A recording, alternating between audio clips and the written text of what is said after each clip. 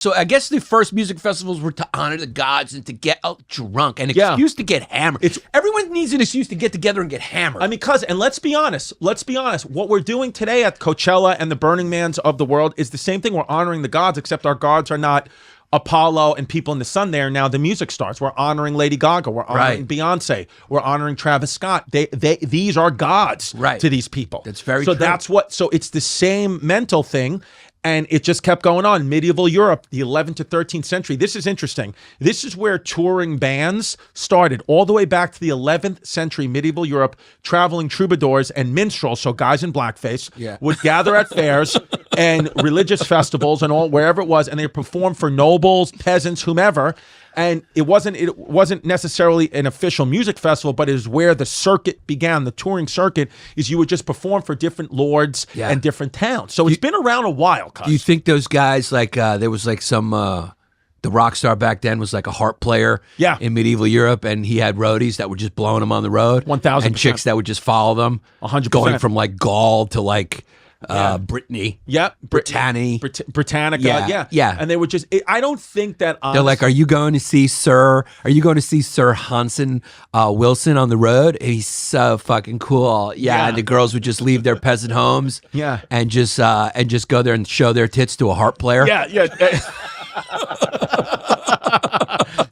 Just pull out their hairy bush for someone playing a harp. There was like a backstage pass, and the girls would get back there.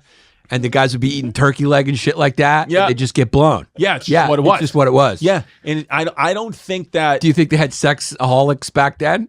I don't think so. What is it called? SS. I don't know. SLAA. Sex, love, addicts Anonymous. Do you think they had that? Do you think they had that for medieval harp playing stars? No, I think they didn't, because I think everyone dropped dead by 25. That's right. So that's just nobody. The problem is today is we just have time, a lot more years in the game to evolve. So back then, if you just dropped at 25, what you would do is just have 25 years of fun, and then you're done. Then you drop. Which ain't a bad thing. You get beheaded, whatever. Yeah. It's a good way to go. So here's the thing, cuz, is, you know, it always goes, it's the same thing. It's the same thing. The Greeks pretty much create it and do it and then forget about it. And then the Germans always perfect it. So the very first modern music festival was in Beirut, was called the Beirut Festival. And it was 1876 in Germany. And it was founded by Richard Wagner, the Nazi, to exclusively showcase his operas in nice theaters. And he literally said,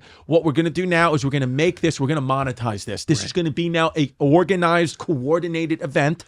And it was the first festival with dedicated staging, acoustics, and a theme, like how we have theme festivals today. That was Richard Wagner and the Beirut Music Festival in 1876, Germany. And you know what I love about Jesse? It's just where Frank's Beans operation, he took the notes and he moved them farther to the right so we can't see them because the camera's blocking it. Well, I think that's because we were talking about Germany, he moved everything to the right. He moved it to the right. It's just what it is. Yeah. So the thing is really, if you really want to go back to when was the origination of the music festival as we know it today, you have to go back to a little place called Germany, a little place that it's near and dear to my heart. And his name was Richard Wagner. And so that's when operas came in. Operas, yeah. Yeah, classical music. You know, it's funny because things got really chill with the music. It was probably in ancient Greece and ancient Egypt, it was probably pretty raucous. Yeah. And then it got really buttoned up and civilized. Yeah, because Germans they can maintain a bit of calmness. They can maintain a bit of calmness. They're dualistic. They're kind of like Stephanie and Lady Gaga. Yeah. On the battlefield, they're a little bit more like Stephanie. Right. And then in the opera house, they're a little bit more like Gaga. Yeah. It's just a little more civilized. Yeah. And so that was fun. That's interesting. So is that the first modern music festival? That is the first modern music festival. Germany, 1876. 1876.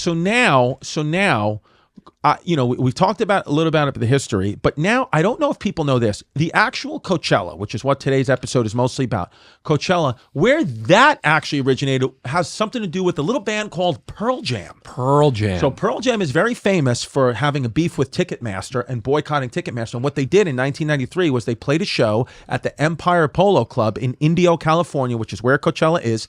And they said, we're going to just literally go into the middle of a desert and play a festival, and you guys pay as you come in. And this is where Coachella, the origins of it. It wasn't actually founded until 1999 by Paul Tollett and Rick Van Satten of Golden Voice, because you just need a couple of Jews to be able to get their hands on it. You just need yeah, you need a little thing. You just need a little truffle pigs to sniff out the money. And some people may say I'm taking that from the Kill Tony episode where Shane Gillis as Donald Trump said Trump is a truffle pig and we've been saying truffle pigs forever. We've been saying truffle pigs from the beginning, not accusing at all. No. Shane, because it's been out there. Never. Shane is a comic genius, not accusing, but just know, sniffing out the truffle pigs for money, we've been saying that since 2018. That's been a History Hyenas special for a long time. So we're just going to keep saying it. We sniffed out these Paul Tollett and Rick Van Sant of Golden Voice are just a couple of truffle pigs that smelled that Pearl Jam money, and they officially founded it in 1999, and it was held over 2 days in October. It was headlined by Beck, Rage Against the Machine, and Tool. So what you know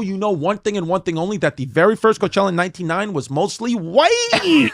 They were not interested in anybody else other than white bands. If you have Beck, Rage Against the Machine, and Tool.